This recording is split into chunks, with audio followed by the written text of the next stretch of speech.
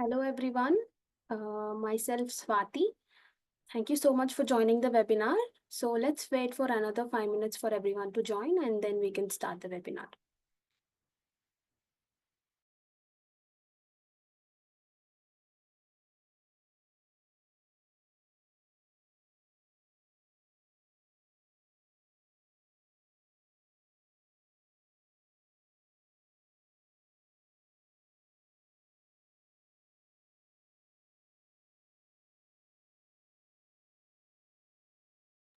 Hello Aptesh, thank you for joining.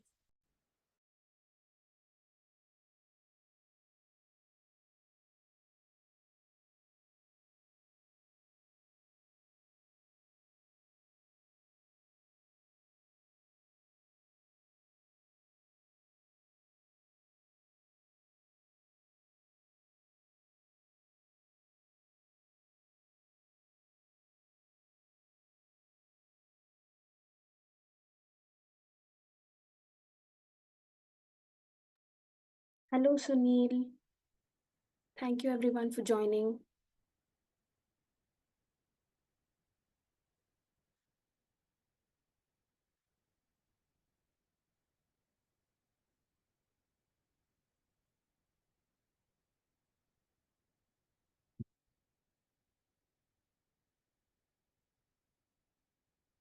So let's wait for another 3 minutes so we can start the webinar at 5:05.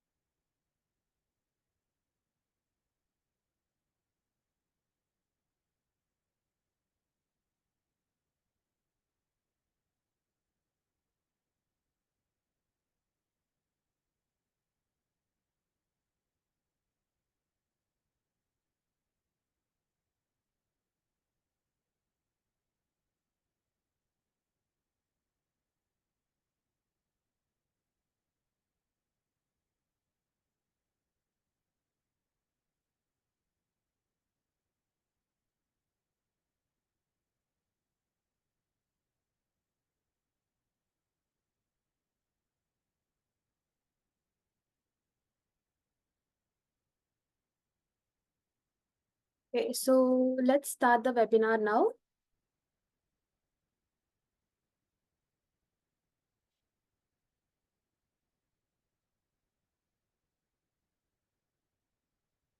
Good evening, everyone. Thank you so much for joining today's webinar. So, myself Swathi, and I'm a clinical nutritionist, and I have 3+ years of experience as a clinical nutritionist. So, today we will be discussing about IBS and how to manage your diet and how you can manage your IBS with the diet itself. Okay. So if you have any queries or any questions, we can keep it at the last. You can drop all your questions in the chat box. So we'll answer it once the webinar is done. So in today's webinar, we will be discussing about what is IBS and how you can manage it with the diet, the symptoms, the causes, and what foods you're supposed to take and what foods you're supposed to limit, and how you're supposed to manage and plan your meals accordingly, and also how you can dine out. So everybody has weekend plans and everybody wants to, go out and have fun. Definitely, I totally understand that. So I'll be giving you some simple tips and tricks which you can use it while you go out with your friends and family. Okay, so what is IBS? So, irritable bowel syndrome is a chronic functional gastrointestinal disorder that affects the large intestine. And unlike other disorders, IBS does not cause visible damage or inflammation to the intestine and is typically diagnosed based on your symptoms. Okay, so you cannot put a pin on certain thing that this might be the cause of your IBS or certainly like that, because it does not show you any kind of visible inflammation or wounds that to confirm whether this is IBS or no. Okay, so due to your long-term unhealthy lifestyle habits and other factors such as abnormal gut motility, hypersensitivity of your gut, psychological factors such as stress and depression can also lead to IBS. So, what are certain symptoms that can be identified as IBS? So, constipation and diarrhea, altered bowel movement. So, sometimes you might experience constipation and sometimes you might experience diarrhea, or sometimes you might experience both constipation and diarrhea. And stomach pain and cramps and abdominal pain is something majorly seen in IBS patients. So sometimes if you are relieving your bowel movements, you might find a little bit of relief, but in most cases people suffer with abdominal pain for a very longer time. And the third one is bloating, and sometimes you also have gas issues and often farting after having your meals. Okay, so these are some major symptoms that you can observe once you have IBS. Okay, so now let's see what are the major causes of irritable bowel syndrome. As I told you previously, unhealthy lifestyle and unhealthy diet for a very longer time is one of the cause for your IBS.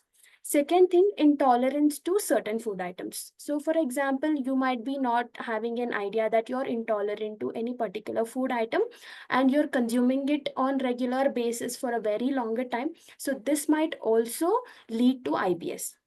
And certain previous infection to your gut which you might not be able to identify, so that also might lead to IBS. And some emotional stress, be it family stress or your office stress or your work stress, whatever it is, if the mind and your gut is not at the same place, when there is a miscommunication between them, definitely that also might lead to your irritable bowel syndrome.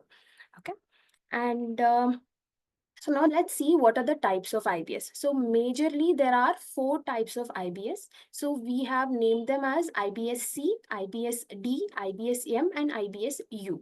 So when I say IBS-C, it particularly is constipation where there are more than 25% of hard or lumpy stools and very 25%, less than 25% of loose and watery stools, which can be categorized as constipation.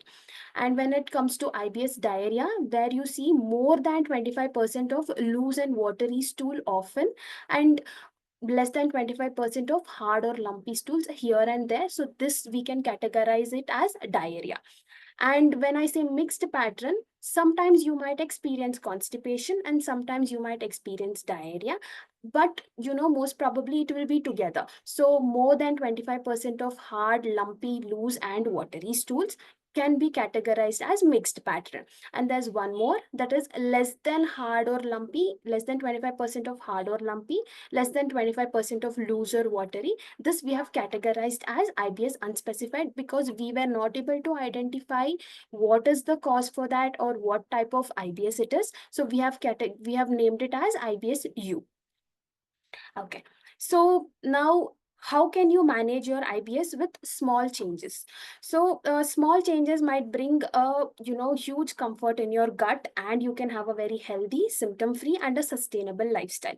So certain things that can be done to actually manage your IBS is: first thing, dietary adjustment; second thing, stress management and lifestyle changes; medications of specific conditions. So for example, you can take laxatives or antidiarrheals, and probiotics to improve your gut health.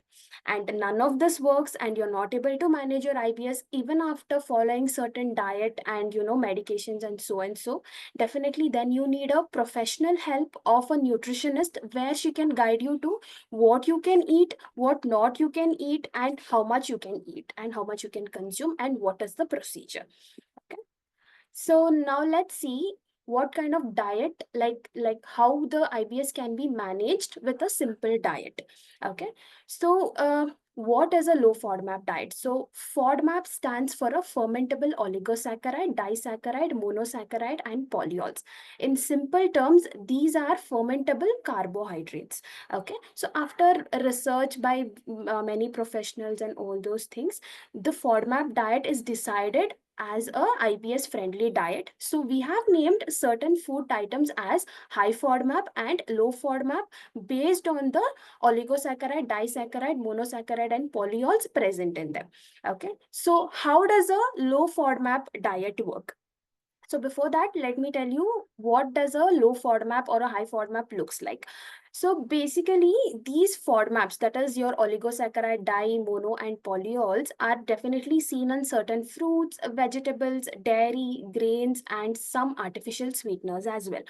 And like fruits like apple, watermelon; vegetables like cauliflower, green peas, and wheat and its products, lactose milk and curd, paneer; and herbs like onion and garlic; and also pulses like chana, rajma, chickpeas. These contain high amount of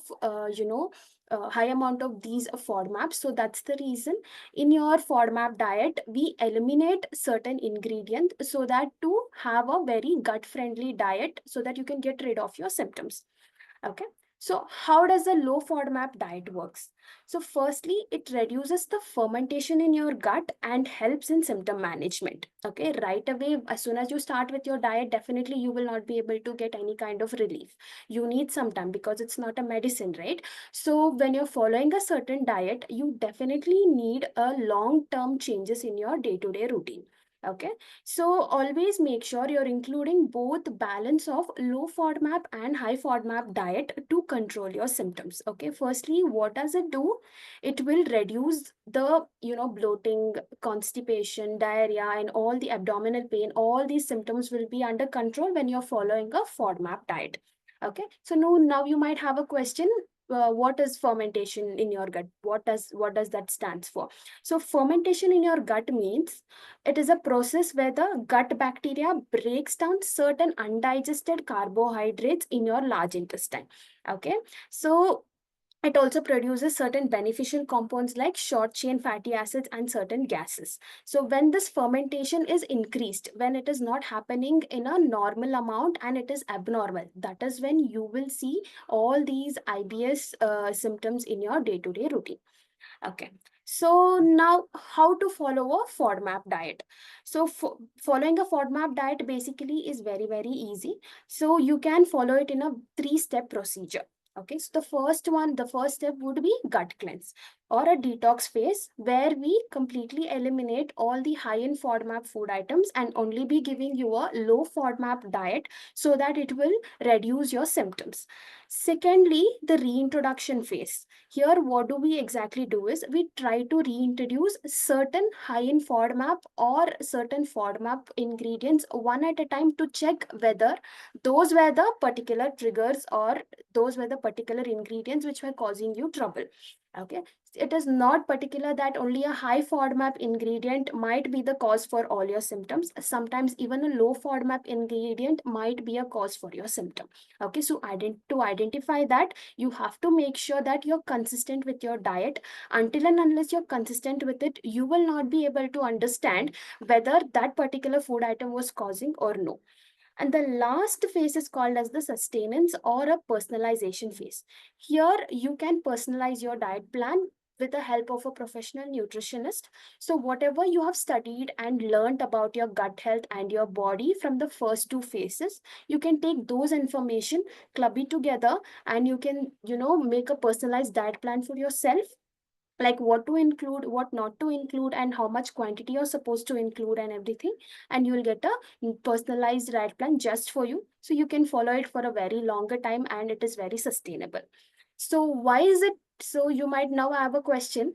We can follow a low FODMAP diet if if we have a relief. Why do we have to go to a high, reintroduction phase and introduce all the high FODMAP food items, which are actually triggers for us? So yes, you can follow a low FODMAP diet, but not for a very longer time. So what does this low FODMAP does is, if you're following it for a very longer time, it might disturb your gut microbiome, because now your symptoms are already under control. So now it's time to start introducing all the other food items also, so that you don't fall into a deficiency category. You don't have to exclude any certain herbs or any vegetables, or all those things in your diet. So to avoid all the other deficiencies and other issues, we have to make sure that we include a balance of both low and high FODMAP diet. Okay. So as you can see, now I have given you an idea about what you can do in a plate, like on your regular basis, what can be included in your plate on daily basis. So always remember to include 50% of your plate with vegetables. So when you're starting a diet, especially when you're starting with a low FODMAP diet, always go for a low in FODMAP ingredients, such as green leafy vegetables, all your gourds, and cabbage, and broccolis, carrots, potatoes, sweet potatoes. These are some ingredients you can include in your plate. And 25% of your plate should always consist of proteins, because you do not want to lose your muscle mass. So definitely make sure you're including good amount of proteins as well. So you can include eggs, chicken, fish for a non-vegetarian. And for a vegetarian, you can include lots of seeds, nuts, and lactose free curd, tofu, and other soy products, which contain good amount of proteins in it. And always remember, 30% of your plate should contain carbohydrates in it, and 5% of your plate should have a healthy fat. Okay. So now let's study about what is high FODMAP and low FODMAP food items. So I have listed out some examples here. So I'll tell you what are the low FODMAP food items and what you can replace it with. So firstly, we have wheat rotis, gluten breads, and wheat products like suji rava, or dalia, and so on. So these can be completely replaced with millets, oats, buckwheat, rice such as white and brown rice. Okay, and you can also have oats bread, millet bread, which is available in the market. And all your chana, rajma, chickpeas, besan can be replaced with moong dal, masoor dal, green gram dal. Even you can also include tuar dal, but always make sure you're including both tuar dal and moong dal in your diet for the preparation of the dal. You can always mix your dals rather than consuming tuar dal throughout the day or throughout the week. Thirdly, your apples, watermelon, grapes, pomegranates can be replaced with dragon fruit, kiwi, banana, strawberry, blueberries, oranges, guava, and papayas. And your milk and its products like paneer and curd can be replaced with lactose free curd, milk, and tofu, and other soy products.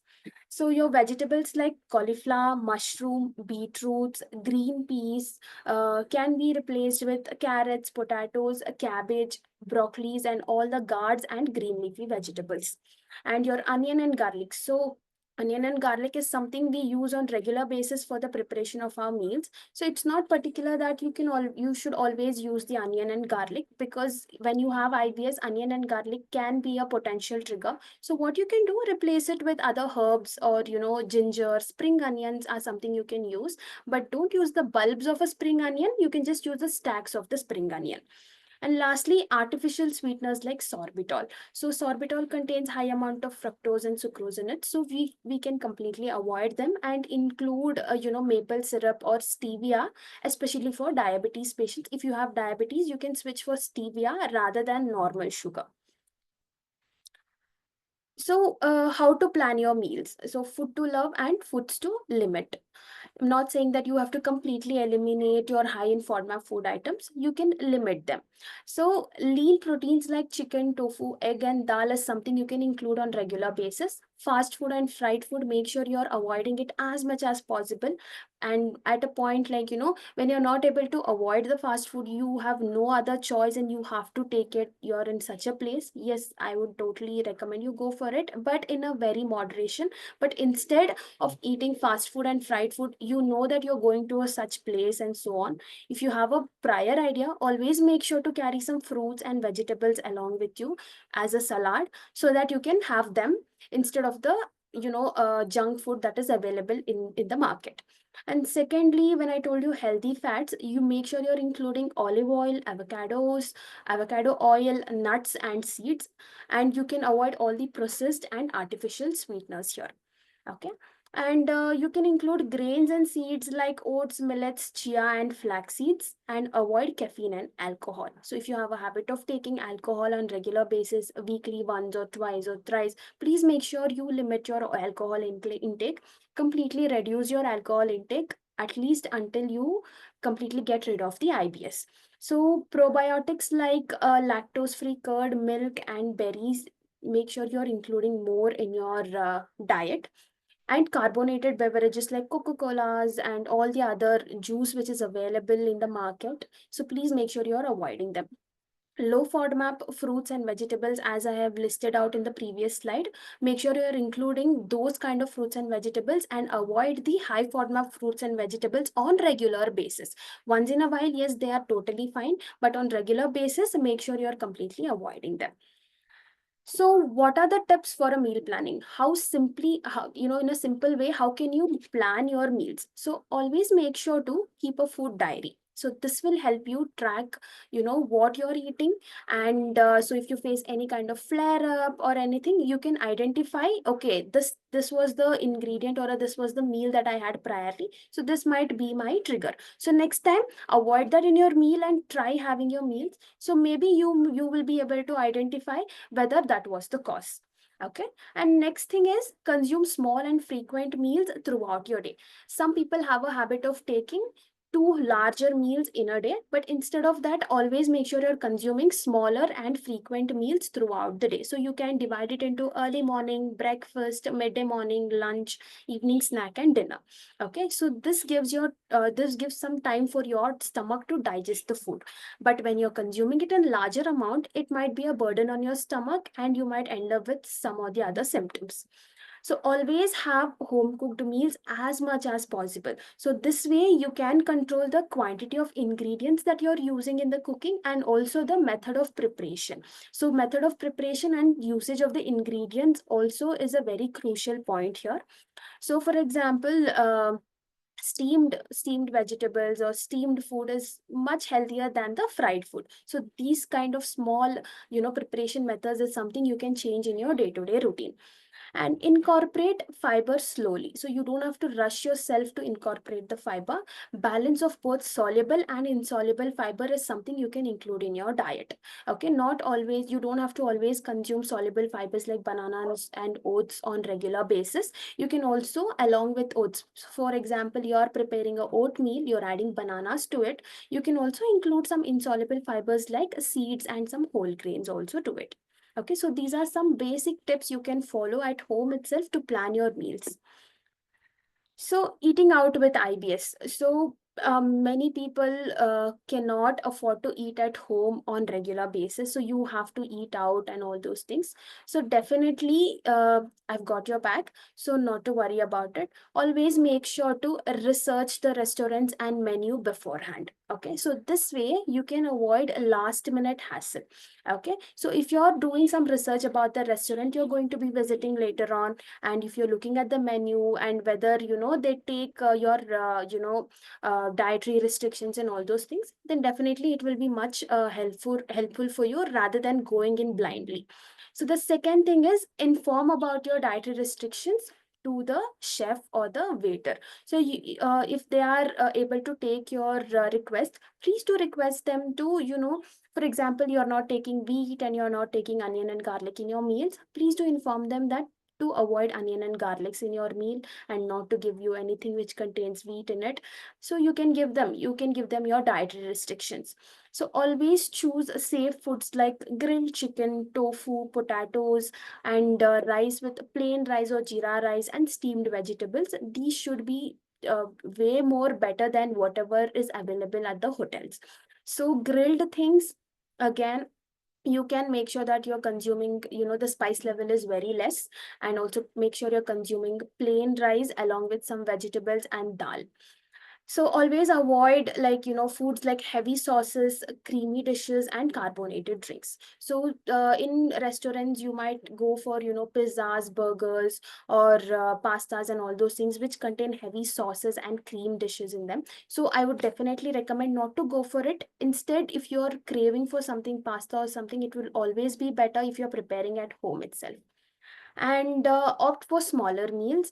You can carry some fruits and sprouts along with you from home, have it on the way, and you can limit the intake of the food at the restaurants or hotels wherever you would be residing. So, what are the key points to remember in this webinar? So, always make sure that you can manage your IBS effectively with small diet changes and lifestyle changes. Okay, and the low FODMAP diet is a very powerful tool which can actually help you in completely reversing your IBS, and it will actually change your perspective about the diet. Okay, and meal planning helps you identify safe foods and avoid triggers. So always make sure you're planning your meals beforehand. So dining out with IBS requires preparation, but is actually manageable once you get used to it. In the beginning stages, yes, everybody feels, it's a hassle to keep on, preparing for going out, and you stop yourself from going out. But once you get a hold of it, definitely you will be able to easily handle it. And always make sure you're listening to your body and personalize your approach based on your learnings. So whatever your body is rejecting, you have an idea what did you eat priorly. So make sure you identify what you're eating, and make sure you're avoiding it in the future days, for at least for the time being, until you get rid of your IBS. And IBS and mental health goes hand in hand. So don't forget to incorporate meditation, physical activity, and yoga into your day-to-day routine. So not just your diet, your lifestyle has to be changed. You have to be more active rather than sitting ideally at home. And some other tips are, always make sure you take hot water itself as much as possible. This is one. And secondly, always take smaller walks after every meal. 15 to 20 minutes of walk will give a little space for your stomach to digest your meals. Okay. And always make sure you're eating slow. Chew your meal properly. So don't rush your meals. You can take 10 to 15 minutes of your time for having your meals. Eat slowly and take your own time for completing your meal. Okay. And always make sure you're including 2 to 3 vegetables in your lunch and dinner, and having one portion of carbohydrate, one portion of proteins in your diet, rather than just sticking on to one bowl of rice and some dal. Okay, so always make sure you're including salads and vegetables in your diet. So any questions or any queries, please do let me know now.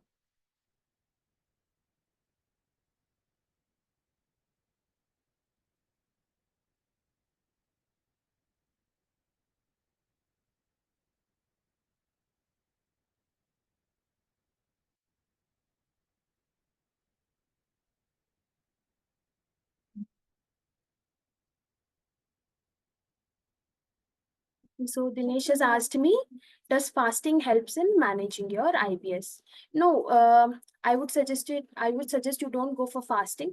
Rather have small and frequent meals. Once in a week, yes, go for fasting so that you can cleanse your gut.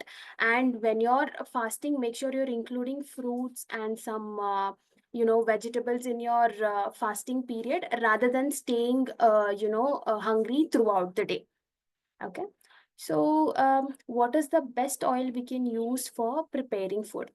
So you can always go for cold pressed oils like, coconut oil, peanuts oil, olive oil for sauteing your vegetables, and avocado oils you can use. So these are much better options than, opting for seed oil like sunflower and those processed oils that are available in the market. Okay, so broccoli, is it low FODMAP? Yes, we cannot completely consider it as a low FODMAP. Yes, but you can have it in moderation. Cauliflowers are something you can completely avoid in your routine, but broccolis, yes, you can include them along with your salads and so on. Is it healthy to have salad along with normal food? Some doctors suggest having raw salad separately. It's not that you have to take your salads separately, and not take it along with your normal food. Yes, you can have salads with your normal food. Like, for example, you're having a bowl of rice and dal chawal. You can include some cucumbers and carrot slices along with it. There's no harm in it. Yes, you can also have raw salads separately, but instead of having only raw salad separately, you can also include some sprouts in it, which will give you good amount of fiber and as well as proteins. Um, how to manage chocolate cravings with IBS-D. Okay, so instead of having normal milk chocolates and all those things, you can opt for 80% of dark chocolate, and you don't have to take it on regular basis, and you just have to have it one or two slices, but please don't take it in larger amounts. Have nuts and seeds which are much more healthier than them. So this way you can avoid your sweet cravings. And one more thing, you can also have peanut chickies, which are much healthier than the normal chocolates and sweets. Okay. Uh, Very difficult to keep a check on what to eat. I am lactose intolerant, so I take curd, but lactose-free curd is difficult to purchase. What to do? Okay. Then, okay. So what you can do is you can actually dilute your curd with water, have it as buttermilk. See, if you take 1 spoon of curd, add at least one complete glass of water to it. You can have it as a buttermilk, but you cannot prepare lactose-free curds at home. So it is better you go for it. There are some brands which are actually cheaper. For example, Amul is offering you good lactose-free curd, so you can go for it. And one more thing, rather than curd, you can purchase the lactose-free milk itself and prepare the curd at home, how you normally prepare curd with the lactose milk. So that should work for you. If the curd is costlier, then purchase the milk itself and prepare it on your own.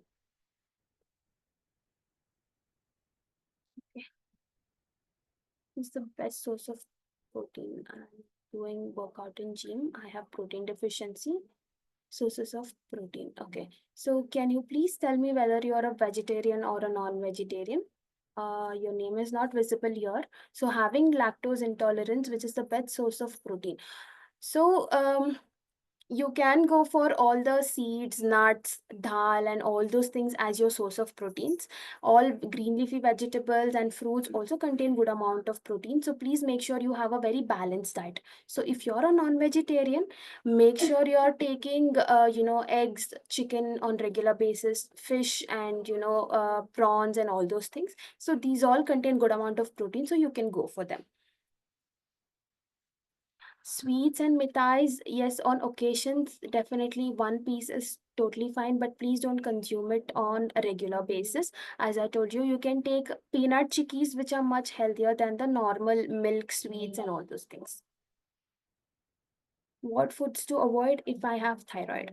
Okay, so if you have thyroid, please make sure you're limiting your cruciferous vegetables like cauliflower, cabbages, broccolis, and soy products like tofu, soya bean, fresh soya bean, and all those things, and processed and ultra processed food. Anything which comes in packets, please do make sure you're avoiding it, and include more of green leafy vegetables in your diet, and have a very balanced diet.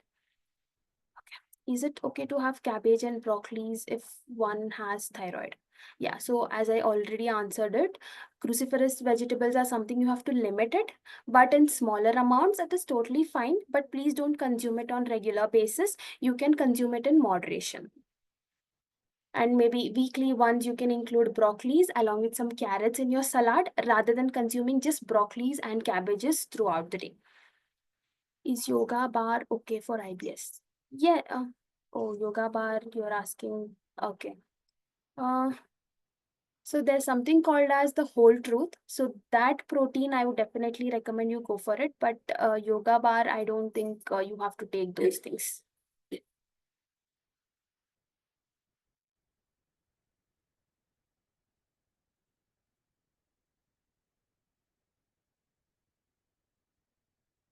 Yes, you can take salads with your lunch and dinner. Jitendra has asked this question. Yes, you can take Jitendra. You can take salads along with your lunch and dinner. It is not that you have to have it separately. But if you prefer having it separately, as I already told you, please include some sprouts also in it so that you get a good amount of fiber. Very difficult to keep a check on what to eat. I am lactose. Okay, I already answered your question. Completed 14 weeks of your program and sufficiently improved my IBS problem, but I'm not gaining weight and strength. Okay. So, see, we have a very unique idea that, if we increase the calories, we will gain weight. If we decrease the calories, we will, lose weight. But that is completely a myth. Always make sure you're including a balanced diet. So if you're looking for a weight gain, always make sure you're including more of, carbohydrates, proteins, healthy fats such as nuts, seeds. Take at least 2 bananas a day, include more of fruits and vegetables in your diet, have at least 1600 to 1700 kilocalorie diet in a day. And as I already told you, always make sure you're dividing your portion size throughout the day rather than having one or two heavy meals at a time. Okay, so this way, definitely, yes, you will be able to gain weight and also some strength. But make sure you're including nuts and seeds on your regular basis, which can give you strength. And also, please include proteins in your diet because as Indians, we always don't give much of identification to the protein. But considering your weight, according to your weight, always make sure you're including 1.2 grams of protein per kg body weight. How to know that I am lactose intolerant or not?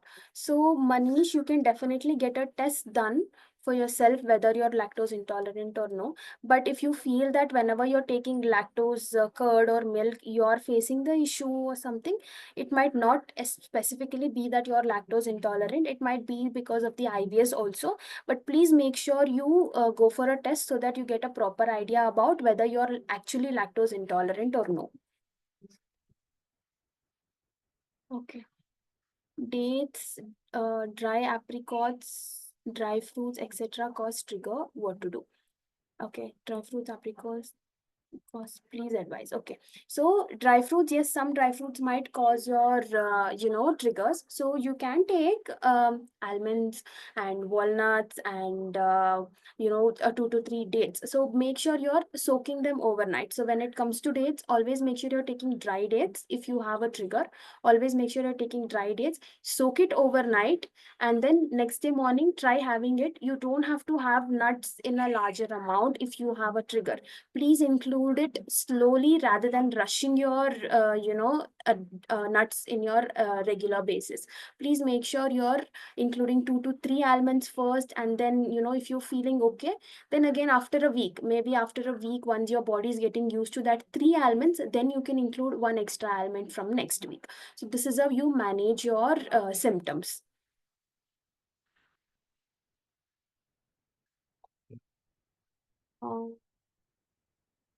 सलाद में क्या लेना चाहिए?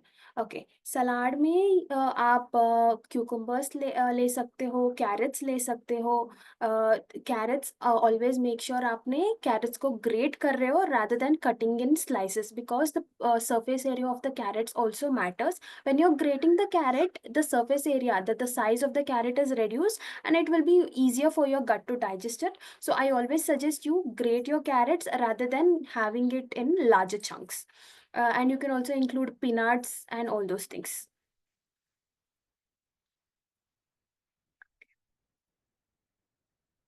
I hope I have answered everybody's questions. Okay. So, which nuts are good for IBS? Okay, you can take, as I told you, almonds, walnuts, uh, dates, and macadamia nuts, but everything in moderation. As I told you, please soak it overnight rather than having it directly early in the morning. It contains whey protein, right? Is that okay? Yes, it's definitely okay. Actually, whole truth proteins are good. You can also have the whole truth protein powders on regular basis. If you're not able to eat, take the protein, then you can also go for the chocolates that's available with them. Cashew nuts are high in FODMAP, so I would suggest you don't consume them on regular basis. But if you have completed a 14-week journey of IBS, then make sure you take cashews, one by one in smaller amounts rather than including it right away. Okay, so as I told you, please soak your nuts. Always make sure to soak your nuts overnight.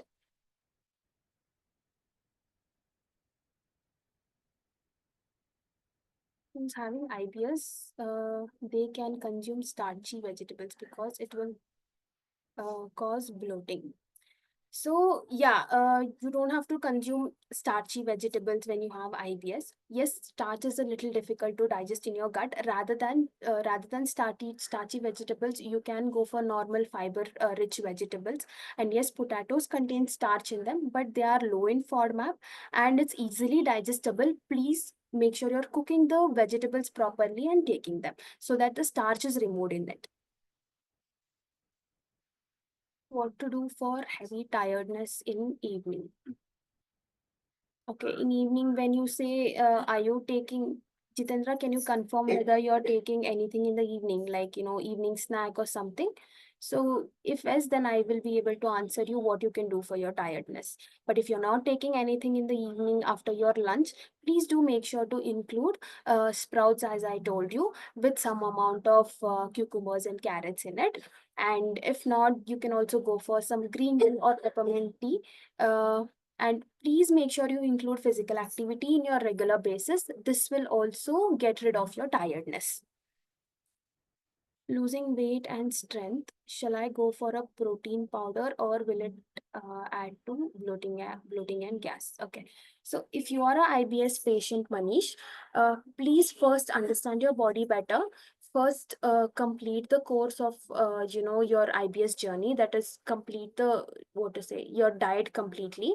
Once the symptoms are under control, then you can slowly start introducing your protein powders and protein bars for your weight loss and your strength. But if you have IBS, I would suggest you get your proteins from natural sources rather than right away consuming protein powders on regular basis. Yes, it might cause bloating and gas. So, balance question.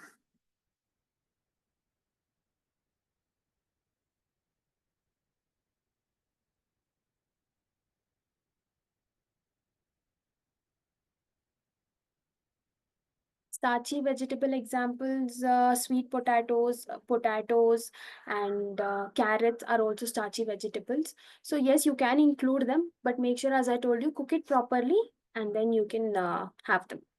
And please, slice the carrots, potatoes, and everything thoroughly, rather than having it in big chunks.